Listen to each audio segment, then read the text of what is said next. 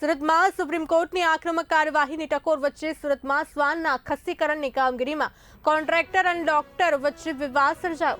પાલિકાએ કોન્ટ્રાક્ટરને notice ફટકાર્યા બાદ વિવાદનો અંત આવ્યો અને આજે 4 વાગ્યાથી કામગીરી શરૂ થઈ છે.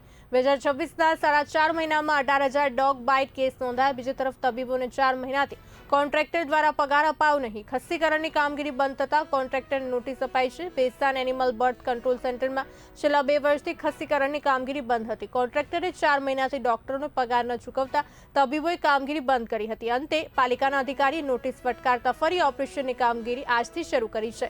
2024માં 34,418 કેસ, 2025માં 39,432 કેસ અને 2026માં 4.5 મહિનામાં જ 18,143 કેસ નોંધાયા. રોજ બાળકોથી લઈને મોર્નિંગ ઇવનિંગ વોક પર નીકળતા વડીલો શિકાર બની રહ્યા છે શ્વાનોના. તે ઉપરાંત છેલ્લા 6 મહિનામાં હડકવાના લક્ષણવાળા 3,500 શ્વાન પકડાયા છે. ડિસેમ્બર 25થી મે 26 સુધીમાં હડકાયા લક્ષણોવાળા શ્વાનની 3,752 ફરિયાદ પાલિકાને મળી, જેની સામે 3,506 શ્વાન પકડાયા છે. ખસીકરણના આંકડાની વાત કરવામાં આવે તો 2024-25માં 17,870 તો 2026ના 4 મહિનામાં માત્ર 1,684 ખસીકરણ થયા. એનિમલ બર્થ કંટ્રોલ સેન્ટરમાં કામ કરતા ડોક્ટરોને 4 મહિનાથી પગાર ન મળતા કોન્ટ્રાક્ટરની લાલિયાવાડી સામે આવી. આ બાબતે પાલિકાના અધિકારીઓ દ્વારા નોટિસ આપવાની પ્રક્રિયા શરૂ કરાઈ. સુરતની નવી સિવિલ હોસ્પિટલમાં સરેરાશ પ્રતિદિન 40-45 જેટલા નવા કેસ સામે આવી રહ્યા છે. છેલ્લા 7 દિવસની વાત કરવામાં આવે તો 238 જેટલા ડોગ બાઇટના કેસ નોંધાયા છે.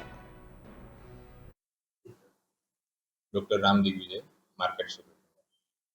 2 દિવસ એનિમલ બર્થ કંટ્રોલનો પ્રોગ્રામ બંધ હતો. કોન્ટ્રાક્ટર અને ડૉક્ટરનો ઇન્ટરનલ ઇસ્યુના કારણે એ પ્રોગ્રામ બંધ હતો.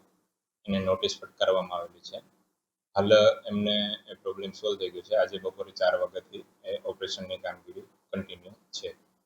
આપણે સુરત શહેરમાં રખડતા કૂતરાઓને ખસીકરણ અને રસીકરણની કામગીરી ભેસ્તાન ખાતે કરવામાં આવે છે. હાલ રોજના 50થી 60 ઓપરેશન કરવામાં આવે છે તથા જો કોઈ રેબિસવાળા ડોગની ફરિયાદ આવે તો તેને લઈ અને આઇસોલેશન વોર્ડમાં રાખવામાં આવે છે. વધુમાં કોઈ ડોગ બાઇટની ફરિયાદો આવતી હોય છે અમારા એસએમસી પોર્ટલ અથવા તો અમારા ટેલિફોનમાં, તો એ ટેલિફોનિક માહિતીના આધારે ત્યાંથી ઉચકી લે અને અઠવાડિયા માટે એને આઇસોલેશન વોર્ડમાં રાખવામાં આવે છે.